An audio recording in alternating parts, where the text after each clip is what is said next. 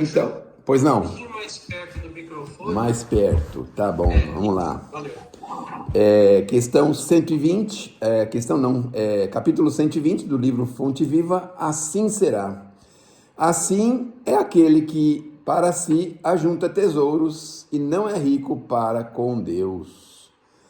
Nossa, vez ou outra os espíritos estão mexendo com a gente com relação a essa questão do dinheiro, não?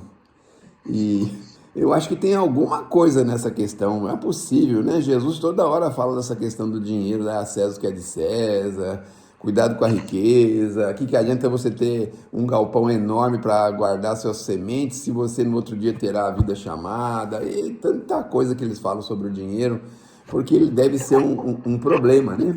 Estão me ouvindo? Sim. Então, vamos lá, isso aí. Aí o Emmanuel vem aqui e fala assim: tirando essa passagem de Jesus, que está registrada em Lucas, assim é aquele que para si ajunta tesouros e não é rico para com Deus. Agora precisa entender o seguinte: por que é importante ser rico para Deus e não rico para o mundo? É isso que é importante a gente saber, né? Será que é porque a gente tem a vida imortal? Porque a nossa riqueza do mundo vai ficar com o nosso caixão. E a riqueza para com Deus, talvez a gente leve para outras ocasiões, para outros momentos, para outras situações, não é mesmo? Guardarás inúmeros títulos de posse sobre as utilidades terrestres, mas se não fores senhor de tua própria alma, todo o teu patrimônio não passará de simples introdução à loucura. Já pensaram quando aquela pessoa é presa aos recursos monetários, como que deve ser à beira da morte, ou os instantes da morte, ou aqueles instantes que ela já não consegue mais movimentar o corpo, que muitas vezes o espírito está consciente e não consegue mais movimentar o corpo, que está deitado dentro do corpo, mas está morto, né? Já pensaram a aflição de saber os títulos, os recursos, as senhas, os valores amoedados, os valores patrimoniais, essas outras coisas? Como deve ser difícil. E é isso que ele fala, que isso pode ser a intromissão na loucura. Todo mundo se lembra do livro do André Luiz, do avô do André Luiz, que ficava junto de um grupo, de um monte de coisas ali, de um lixo, né, de um barro terrível, e acreditando que aquilo era ouro em pó. Demorou para o André Luiz ajudar seu avô para sair dali, para ele poder tomar consciência de novo. Então, vejam que quando a gente chega do outro lado com esses atributos de dinheiro, com relação ao dinheiro, quando nós estamos assim muito ligados ao dinheiro, a gente chega do outro lado lá e vê situações difíceis. Tem um livro chamado Instruções Psicofônicas, do Chico, também, conta um caso muito interessante. Eu sei mais ou menos de cor esse caso, porque esse senhor, que foi um antigo banqueiro, ele cuida dos trabalhos com moradores de rua. E aí ele faz um relato bonito nesse livro, Instruções Psicofônicas, se eu não me engano, no capítulo 20. Ele fala que ele chegou no mundo espiritual vendo ouro e em tudo. Então ele ia pegar o bonde, por exemplo, aonde ele segurava era ouro, o banco que ele sentava era de ouro, tudo era ouro. Quando ele via uma pessoa assinando, ele via assinando um cheque, tudo era cheque, era notas de crédito, era ouro, era dinheiro, dinheiro, dinheiro. Até que ele foi socorrido. E quando ele tomou posse de si mesmo, vamos dizer assim, né, ele caiu em si, ele então teve aquela iniciativa de fazer alguma coisa para ajudar as pessoas que não tinham os recursos financeiros. E ele acabou optando em auxiliar os nossos irmãos, que são aqueles moradores de rua. E aí ele formou uma equipe bem grande de pessoas pelas quais, espíritos e amigos, para nunca deixar faltar recursos para os nossos irmãos que estão na rua. Muito interessante, mas teve que sair da loucura primeiro, né? Multiplicarás em torno dos teus pés maravilhosos jardins de alegria juvenil. Entretanto, se não adquirires o conhecimento superior para o roteiro do amanhã, a tua mocidade será a véspera ruidosa de verdadeira velhice. Meu Deus! Então, mesmo na juventude, a gente às vezes tem as ilusões da juventude e quer mantê-las até o final da vida. Não é muito difícil a gente encontrar aqueles senhores bem idosos, com carros esportivos, querendo fazer coisas que os jovens fazem. E isso, na verdade, é uma uma velhice, não é, que a gente percebe doente. Mas no caso, os jovens, se não tomarem cuidado, eles vão envelhecer muito mais rápido do que eles podem imaginar. Cobrirás com medalhas honoríficas o teu peito, aumentando a série dos admiradores que te aplaudem, mas se a luz da reta consciência não te banhar o coração, assemelhar-te-á a um cofre de trevas enfeitado por fora e vazio por dentro. Então é muito bonito, né, ser homenageado no mundo.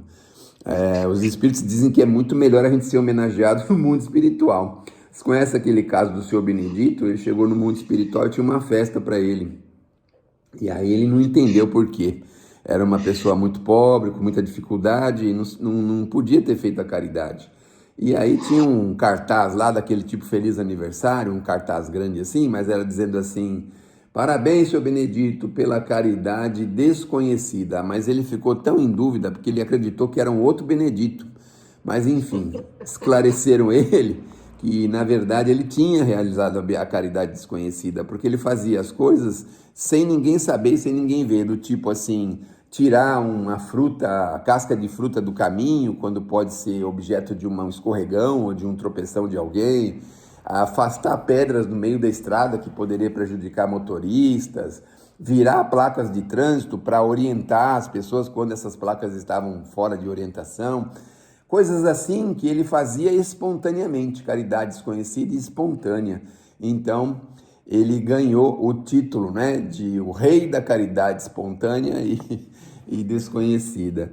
Então, ele ficou assombrado com esse título. É muito melhor do que esse título aqui que a gente pega, leva na medalha no peito, mas por dentro está extremamente vazio, não tem nada para acrescentar à nossa vida. Amontoarás riquezas e apetrechos de conforto para a tua casa terrena, imprimindo-lhe perfil dominante e revestindo-a de esplendores artísticos. Contudo, se não possuíres na intimidade do lar a harmonia que sustenta a felicidade de viver, o teu domicílio será tão somente um mausoléu adornado. Tem casas que a gente entra que parece um museu, né? Tá cheio de obras de arte, mas é só para ver e ir embora. Ninguém nem quer ficar muito tempo lá, né? Então, o que ele nos mostra basicamente é isso, que nós precisamos criar aquele ar, aquele clima de alegria dentro de casa, do prazer de conviver, da alegria da família, e nós precisamos ter essa ideia bem forte em nós. Empilharás moedas de ouro e prata, à sombra das quais falarás com autoridade e influência aos ouvidos do próximo. Todavia, se os teus haveres não se dilatarem em forma de socorro, trabalho, estímulo e educação em favor dos semelhantes, serás apenas um viajor descuidado no rumo de pavorosas desilusões.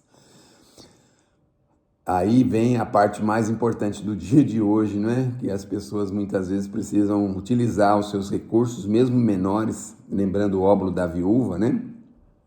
Em favor da felicidade de alguém, do socorro de alguém, do estímulo a alguém, porque do contrário, a gente só vai ter desilusões com recursos.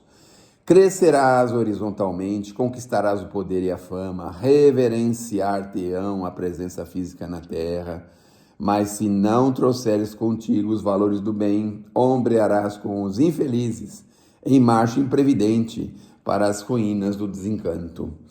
Quem são esses infelizes? Aqui na hora que ele falou aqui, eu fiquei pensando quando a gente chega do outro lado, né? Com quem que a gente vai encontrar, né? Com os infelizes também, igual a gente, em busca ou em direção às ruínas do desencanto. Então, efetivamente, nós precisamos fazer o que é possível, se vier a fama, se vier o reconhecimento, isso é um acessório absolutamente dispensável, porque se não vier mesmo assim, a gente continua.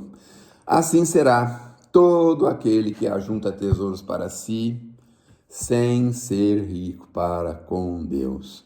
Então, para ser rico para com Deus, na maioria das vezes, a gente tem que ajudar os pobres que são filhos de Deus, nossos irmãos, não é?